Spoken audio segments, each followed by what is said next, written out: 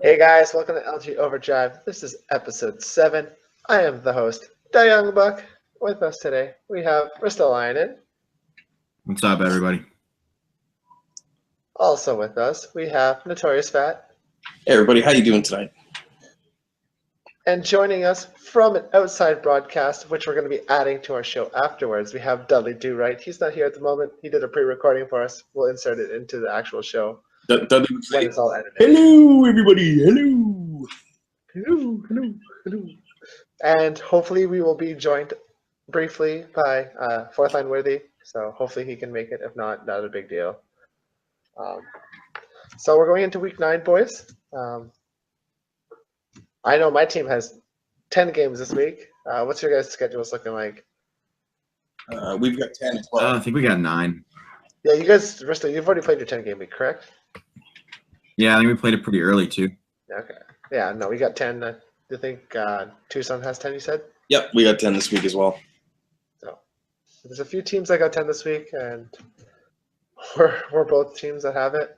I'm hoping my team doesn't go 0-10 since we just went 0-9 last week. I want to end on a 19-game losing streak. Lots of teams are seeing an opportunity here to gain some points on some weaker teams that have 10 games. Let me just tell you, everybody in AHL, bring your game because you're not getting points in Tucson. So I'm actually just quickly looking at the standings. The entire Western Conference has 10-game weeks, and Laval. So Laval and then the entire Western Conference have 10 games this week. All right, we're going to kick it off. We're going to send it over to Notorious. He has his Week 8 Life in the Cage segment. Yes, Life in the Cage, Week 8, as Buck had said. We'll start off with our stud of the week. Really unexpected. A guy I didn't even notice at all this week. From San Antonio, Avalanche fan 133. I didn't even know this guy was in the league, honestly. I didn't notice him at all this week. He never really jumped out at me for good or bad reasons. So I guess that's kind of a good thing. But this week he went 5-1-0, had a 1.83 goals against average and an 87.6 save percent. In there as well, he had one shutout, which came against Bridgeport. That's a pretty good week for a team that's mostly underachieved on the year. They've been sort of a middling group. So, yeah, they got wins over Bridgeport, like I said. Springfield, a nice 17-save performance against Wilkes-Barre Scranton. Had a win against Charlotte. Everybody beats Charlotte except Tucson. 18 saves. And Bakersfield. And Bakersfield, okay. So 18 saves against the Grand Rapids Griffins. And then his only loss came to Hartford. So good week for them. So, like I said, they're quietly putting together a pretty good season, or he's putting together a pretty good season over there. He's currently 26-11-2. Again, I didn't even notice him. Like, I don't know what I missed or if anybody else missed it out there, but I definitely didn't see him. So he's one of the few bright spots on the San Antonio roster this year. So congratulations to you. That was a really good week for you, Avalanche fan 133. You're the stud this week. Nice. Moving on to our paper bag princess, also known as the stud. This week is our very own, the Young Buck. Give yourself a round of applause, Buck. Buck plays for the Bakersfield Condors. He went 0-6-0 this week. Not a good week in Bakersfield. Like he said, they went 0-9. So Buck ate up most of that 9-loss performance on the week. Thank you, Buck. I'm sure your other goalie there really appreciates it. 4.28 goals against average, 64.9 save percent. There's some losses in there to Springfield. Charlotte. Let in 8 goals to Wilkes-Barre Scranton. Charlotte, as Buck said. Providence got a win. Hartford put 7 in on them. And then a big, huge 3-save performance against Lehigh Valley. So good job there, Buck. Your name will be proudly inscribed on the paper bag of shame and forever for future generations to enjoy. I will be passing it around, like I said, to all the players. Again, nobody submitted their address to me yet, so I haven't been able to get it out to anybody. So if you've already won it, again, just PM me all your address. I'll get it out to you right away, priority mail. Oh, within next week if you send it to me. Yeah, for sure. Everybody will get to hold it for a week, so good luck on that. And then finally, everybody's favorite, or a lot of people's favorite, is the old cockhammer. This week in the cockhammer, we have a man who went 0-4-0 with a 6.76 goals against average and a 60. Whoa, but what? Repeat that number? 6.76 goals against average and a 67.9 save percent. And that was Jay Fluken from Belleville. Not a stellar week for him. Took losses to Cleveland, giving up 7 goals, Grand Rapids 7 goals, and Manitoba 9 goals, and Rockford. I'm noticing also from what I'm doing here, everybody seems to be giving up a lot of goals to Grand Rapids this week. So looks like Grand Rapids had a pretty good week. I'm starting to think that it's no Fluken that since the trade deadline when he moved over from San Jose to Belleville, his season has kind of flip-flopped. When he was in San Jose, he was 19-10-3, pretty good record on a pretty decent team. And then you get moved over to a team that is maybe not as good in Belleville, and it's since gone 2-4-1. So I'm thinking it's, like I said, no Fluken, that if you have a pretty good team in front of you, you're probably going to have pretty good stats. So I think that's a real indicator right there. But, yeah, your cock is smashed this week, Fluken. Enjoy your patty-like penis. What can I say? Your pancake penis? Your pancake penis, yes. There we go. And that's it for this week. So moving in, we are in week 8, done week 8, going into week 9, like we obviously previously announced. I want to just talk about the teams that are already locked in and already eliminated. So in the Eastern Conference, we have one team that is currently locked in for a playoff spot. And that team is also the only Eastern Conference team that has 100 points or more. And I'm talking about Wilkes-Barre Scranton, who are 46-19-8 for exactly 100 points. First in the Atlantic Division, run by Hilly and Cabela.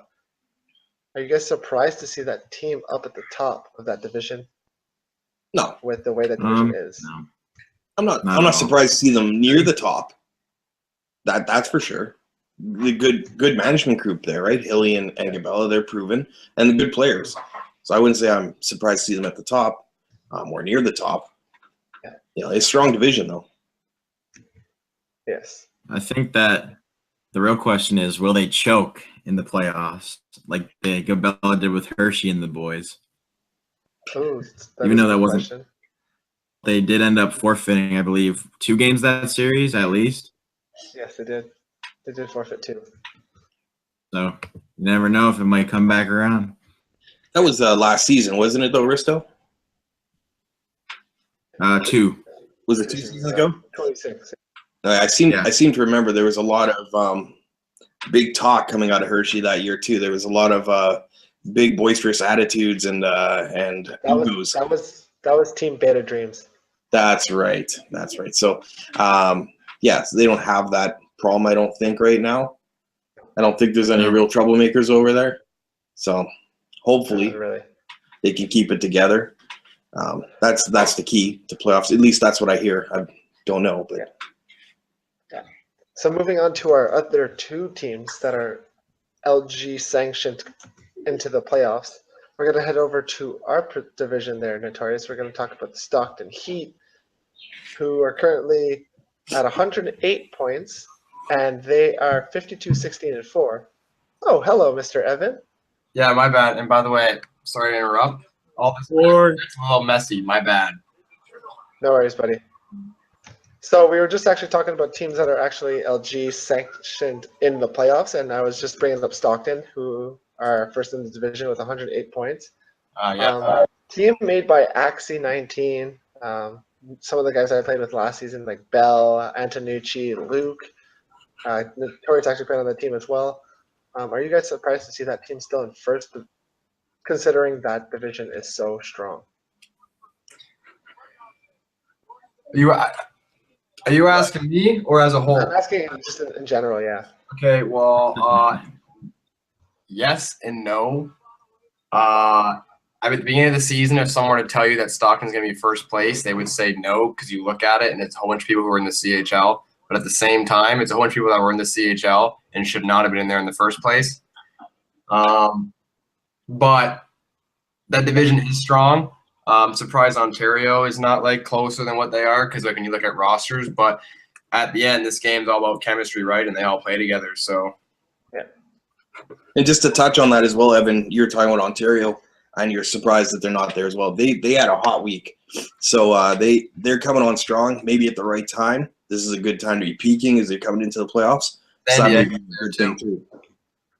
Like, I was mentioning this before the show started. Outside of the Pacific Division, there are 2 teams in the AHL that have 100 points or more. That's Manitoba and Wilkes-Barre Scranton. In the Pacific alone, there's already 3 teams at 100 or more and 1 at 93. So Dude, it just goes to show how that was Central, like 2 seasons, 3 seasons in a row, because when Manitoba was there with Puck too, right? And they had Dan Hutton's team was there too, and Wags. Macros's team was up there. Macro, and that's what I'm telling you. And when Langros and the Stoner and Landeskog were in Chicago, like that season 25, that was a dump stack division. And it comes down to round 2 is going to be such bullshit because it's going to be 2 teams that should be meeting farther on in the playoffs, and now they're playing in round 2. So it's going to be fun for once finally to be able to watch another division that's going to go head to head. And that round 1, like seed 1 and 4, dude, that's an insane matchup right off the start. Like there's no easy. San Jose, Stockton, yeah. Yeah, like there's going to be someone out of that team that's going to be knocked out, and they should still be in playoffs, but because they have to play. Okay, speaking of the Central Division in that season, okay, just to put in just perspective here, season 25, I have the standings pulled up right now. In 8th place, we had Iowa at 36 points. 7th, Grand Rapids at 77. 6th, Rockford at 97. That was us. 5th, Charlotte at 102. 4th was Chicago at 111. Yeah. 3rd was Milwaukee at 113. 2nd was Manitoba at 117, and Cleveland won the division at 117. That's what I mean, and like that's a possible situation where they're going to end with the 4th place team might end like in that same situation. And that's going to be like when you go to overall standings and see like 1 to 30, most of those teams will be in the top 10. Actually, they all will be in the top 10, and they're all in the same division. If you want to win a championship, though, you're gonna have to win 16 games, regardless who you're doing it against. Oh, 100%. So, whether you're getting that tough matchup round 1 or you're getting that tough matchup in round 4, it really doesn't matter. 16 wins is 16 wins, right? Well, that's the thing, right? No matter what, you're gonna have to play the best to get there. Evan, I think you made a mistake on your pad back there. It's looking a little wet. Oh yeah. So we're actually going to move on to our 3rd and final team that was actually like sanctioned into the playoffs, and they also sanctioned President's Trophy winners. 4th Line's Manitoba Moose.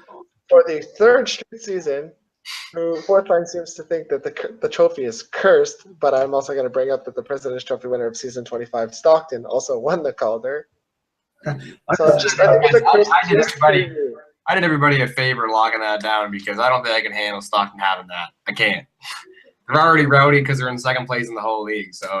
But I mean, I don't think it's a curse. I mean, maybe in real life people think it's a curse because like it's actual like get in your head, but it's a video game, right? At the end of the day, it's literally you come on there and it's playoffs, but the game will not register as it being a high intense. Your guy's still gonna skate the exact same. The game speed's gonna be the exact same. Well, let's just thank you right now for jumping in that grenade, Evan. You're a real man. Thank you. Thanks, man. Now the real question is: are you going to make it past the conference finals? That's the other thing that bothers me. Everyone says that we choke in 2nd round, 1st round. Like we've only done it 2 seasons in the 2nd round, and I guess you can say Tucson was a choke, but like I think Tucson was still like they were still good. I mean, Breezy and Lorenzo are good, man, and Stasny is a line, so I wouldn't really say it was anything of a choke. I mean, I didn't choke. I went 4-1, dude. I did my share. All right. Yeah, I never said it was a choke. It was a good series regardless, but it was. In general. I mean, yeah. All right. So moving on to the teams I want to congratulate for being eliminated officially from the playoffs. I want to congratulate the Hartford Wolfpack for officially being eliminated. I would like to also congratulate the shitty Charlotte Checkers for being the worst team in the entire AHL and being eliminated. We got 1 week left. They could catch us. We have congratulations for the Belleville Senators, who are also eliminated. RIP Nabby and the Ottawa Senators. Also like to congratulate the Toronto Marlies for being eliminated, the Milwaukee Admirals for being eliminated, and last but not least, the Tucson Roadrunners for being eliminated. I'd also like to point out that there are several teams that are also eliminated, but mathematically that LG hasn't sanctioned, including my own Bakersfield Condors. Also, the Springfield Falcons are also eliminated. So just want to put that out there. No, the thing is, though, is like a team like Charlotte Checkers, man, it's crazy. They have not forfeited yet this season, and I think Notorious, you said Tucson hasn't either. Not really sure on Hartford, but that's the stuff, man. And I know Belleville has been pretty good for it too, and those are the people that are truly grinding it out for this year, and those people are the ones that I respect as management, because the fact that you can still gather teams and get people to play, that's really hard to do when you're a bottom team like that. Charlotte beat us last week. We gave them their 10th win of the season. Attaboy, Buck. Another guy jumping on a grenade. Hey. I just wanted to make sure that they got more wins than Lang. Ah, yes. All right, we're gonna move on to the AIDS with Risto segment of the day. All right, here we go. The second time I get to talk the entire show. We got fourth line here to cover all my time now. So I'm gonna keep this nice, short and sweet. And actually, This is what happens when I'm on this show. we're gonna keep it with the CHLR this time. Actually, our boy, I am Sean Avery. Oh 20 boy. minutes for him here. That's in the Basically, AHL. starts it off here saying or showing the history of the most penalty minutes by players, and how Across he's three broken the record of 142 penalty minutes. And this guy week 1 much in games.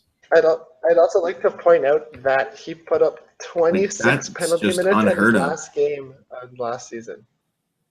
Sorry, is this my internet or is Risto really lagging? He's really Okay. laggy. Voice is fine. Image is not.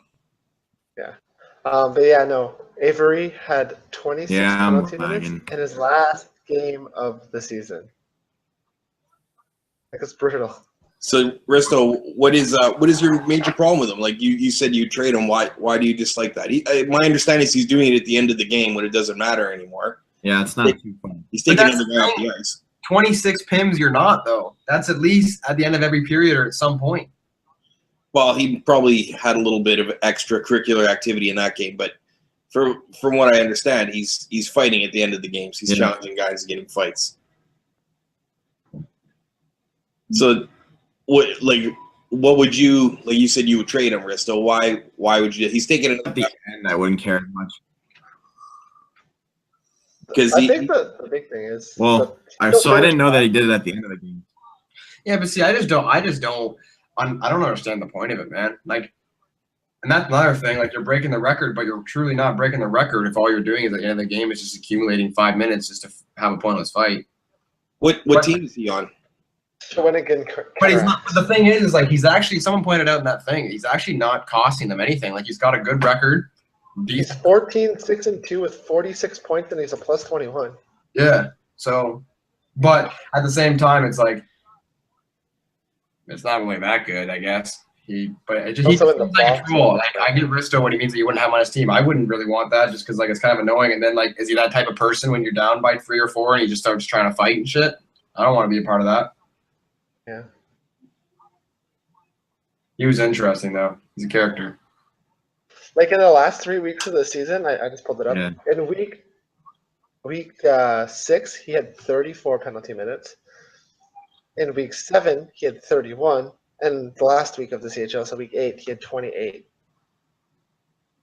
Like, that's an insane amount of penalties. That's like 93 penalty minutes in 9 games. Oh, we just lost Risto. But yeah, like, the worst part about that too is he still managed to pull up like a good amount of points in those games. Like, he still finished with 14 points in those 9 games where he had 95 penalty minutes. He may want to focus a little more on his actual game than the fighting game. He may actually improve a little bit more so he could, maybe be a little more valuable to his team. That might be a thought. Yeah. Risto would also like me to add this at the moment. A second AIDS with Risto would be his current internet connection. Oh, did he lag out? Yeah. Yes, he lagged out. He says, and I quote, add my internet lagging out onto the list of AIDS with Risto. Poor Risto. Oh, that's what happens when you're a minor, I guess. You have a minor technical See, I difficulties. feel bad because I feel like that's why I was asking if he was lagging because I'd be talking, but then I hear him trying to talk, and it's like maybe he was trying to talk first, but it was like a heavy offset timing. Yeah, it was just. I was like, whoops. I didn't mean to come in here and barge in. So I'm actually gonna do a special thing now. I'm gonna send it over to Dudley for his top 10, but it's currently not on the show. It's pre-recorded. So Dudley will be doing his top 10 at this point. Hi, viewers of LGAHL Overdrive. It is me, Dudley Do-Right 5. Unfortunately, I wasn't able to make it to the live broadcast today due to the fact that, I went outside. So I pre-recorded this message because I am really a robot. So with that being said, here is tonight's top 10 list. Okay, so tonight's top 10 is top 10 outcomes for the final week of the season. This top 10, I'll warn you, makes absolutely no sense whatsoever. So here we go. Number 10. LG McDonald loses scoring title to fourth line Worthy, promptly bans him from the league. Salty much? Number 9. It's opposite week, meaning all eliminated teams make the playoffs. Number 8. The Young Buck actually makes a save. Number 7. Monsters lose playoff spot due to their players spontaneously combusting. Spinal Tap reference. Number 6. Tucson makes the playoffs unless someone changes the damn stats back to how they were before. Number 5. Made of Two Faces continues to get carried. My shoulders are still so sore from having to carry him a couple of seasons ago. Number 4. Scumbag Jared doesn't become a scumbag anymore. Who would have known? Number 3. Saturday Night Puck and Friday Night Puck activity goes up after teams are eliminated, and so does the saltiness. Number 2. Crass magically appears again to exploit a loophole from an old constitution. And the number 1 possible outcome for this final week of the LGAHL Season 28. My team's eliminated. Why the heck do I care? Okay. Anyways, I will be back next week if there is a show next week. That's if we haven't gotten fired yet. Anyways, happy hockeying, everyone. And Notorious, please do me a favor. Stop eating everything in the lunchroom. You are really making me sad inside knowing that every time I look in the fridge, there's nothing there. Okay? All right. Anyways, back to you guys in the studio. I think just for the fact that he's not here, and Notorious and I have listened to a couple of them, they were kind of funny. We'll give him a little bit of a little chuckle for that because he doesn't seem to ever get anything when it comes to lab stitch jokes. So good out for you, Dudley, for at least providing some content while you're not here. Really appreciate you, bud. Thanks, Dudley. And fourth line, it's nice to see you back on the show. You've had a couple week hiatus. Oh, man, yeah. I have understanding that you've been very busy recently. Yeah, very busy. But I see that you have a little bit of a interior decorator in your house. Did Risto visit, or did you lose the fish tank, or what's up? So my fish tank's actually still at my house, and this is my apartment. But yeah, that flower wall is a sticker, and it was not me who put that there. It's beautiful, though. It's there so when my dog shits on the pee pad, it doesn't stink up the place. Yeah. It's a counterbalance thing, right? The symbiotic relationship. The sweetness of the flowers and the agony of the shit. I get it. Yeah. All right. Well. Oh my. Okay. Wow. Just quick check to the chat box. Automatic post by Swiss97. Pivot Givener has been muted by Swiss97 for 10 minutes. Reason, last act as Bog.